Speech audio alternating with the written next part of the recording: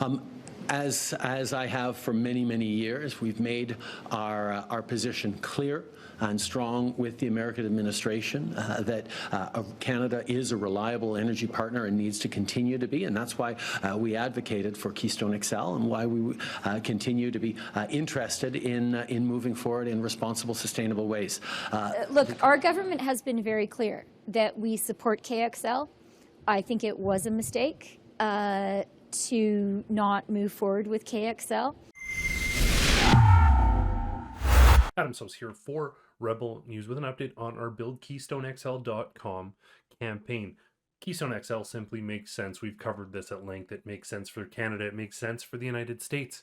It makes so much sense, in fact, that 13,000 of you signed our petition saying that it's time to build Keystone XL at BuildKeystoneXL.com. It makes so much sense, in fact, that now Justin Trudeau is insisting that we as Canadians are all simply remembering things differently than he and his party once again, and that he and the Liberal Party of Canada has been pro-Keystone XL all along. They are simply lying and simply attempting to rewrite history, but unfortunately we are paying attention. And when we look at the facts, which we'll present to you in just a moment, it's pretty abundantly clear that despite Keystone XL making sense today, making sense back when it was initiated, the Liberals were not, in fact, in support of it. We've made our position clear and strong with the American administration that Canada is a reliable energy partner and needs to continue to be, and that's why we advocated for Keystone XL and why we continue to be interested in moving forward in responsible, sustainable ways.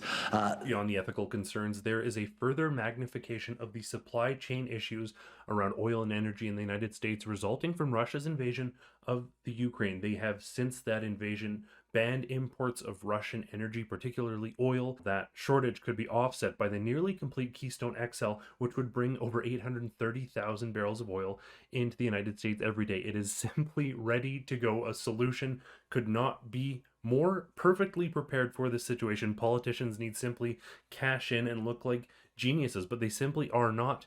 I actually asked U.S. Senator Joe Manchin when he was in town talking energy security with Jason Kenney about the Biden administration's hesitation towards importing ethical Canadian oil. Adam Soos here for Rebel News. A question for Senator Manchin. In your opinion, what is driving the resistance within the Democratic Party and the Biden administration against importing ethical, readily available, and more environmentally responsible Canadian oil to supply growing demands? And why is the United States increasing oil imports from undemocratic serial human rights violators like Venezuela and Iran instead? I asked the same question. I think it's a lack of knowledge, lack of understanding. You know, how many people have come up, how many senators have been up, how many people from the administration have been to Canada to understand how valuable Canada is to the United States of America and vice versa. We're all one. It's North America. And North America could be the energy leaders of the world. It really could be, of the cleanest energy production in the world.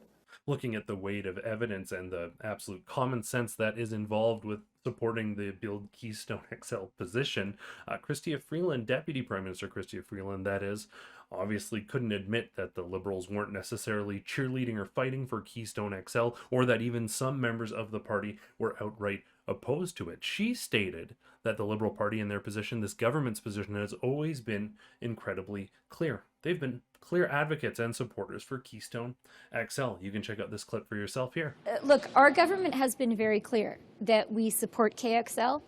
I think it was a mistake to not move forward with KXL. And following the Russian invasion of Ukraine, I raised this with my counterpart, Janet Yellen, the U.S. Secretary of the Treasury, in a conversation about U.S. and global energy security.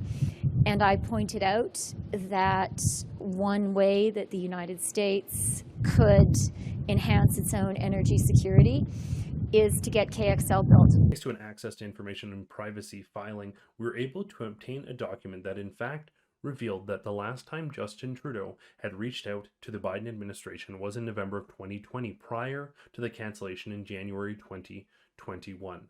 This means that in that entire period of time, he did not reach out and advocate for the pipeline. Furthermore, The document that we received was from late in January. So even after the Biden administration announced the cancellation formally, Justin Trudeau did not reach out saying, listen, this is important.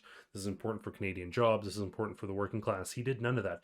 We are committed to fighting against climate change and reducing emissions, not just because it's the right thing to do, but it's also the only thing to do to make sure that there are good jobs in Alberta and across the country in the energy sector. We know the world is changing fast, and we know that the kind of innovative hard work and leadership that Albertans have always shown in terms of developing energy solutions is needed, not just by the rest of Canada, but the world. Stephen Guilbeault, in January of 2015, in case you don't know, Stephen Guilbeault was the Minister of Environment and Climate Change. He actually shared a HuffPost article with the title, "Here's Why Keystone XL is the Wrong Choice for Our Nation." Liberal Trade Minister Mary Ng went so far as to call Alberta's challenge of the cancellation of the pipeline under NAFTA against the interest of Canadians. And she went on to say that tension points like Keystone XL are not something that the government is particularly interested in focusing on, further confirming that they simply did not fight for Keystone XL. It isn't just Justin Trudeau, it isn't just one or two people. They're putting people into key ministerial positions, key decision-making positions, who are overtly opposed to Keystone XL, further diminishing the likelihood of Chrystia Freeland's statement that their government has always supported Keystone XL. It simply doesn't seem to be the case. Look, our government has been very clear that we support KXL. I think it was a mistake. Instead of sending massive amounts of money to overseas human rights violators and then dangerously tanking that oil across oceans when it's available in our own backyard with a pipeline just about ready to go. It is so glaringly evident that this is the solution that Justin Trudeau and the Liberal government of Canada want to deny your memories, want to deny your recollection, and say that they in fact have been advocates the whole time and they did everything they could. We've seen from the action of these ministers and these agents of the government of Canada under Justin Trudeau that they have not done that. They have not advocated for this pipeline that the world needs, and they have faltered in their duty. But they aren't going to succeed in forcing us to forget. They aren't going to succeed in rewriting history. This time, Justin Trudeau and his colleagues get to wear the egg on their face. I want to thank you all so much for tuning in. For Rebel News, I'm Adam Soos. Well, if you agree with Deputy Prime Minister Chrystia Freeland that Keystone XL just makes sense and that canceling it was a massive mistake, you can sign our petition to get Keystone XL built at buildkeystonexl.com.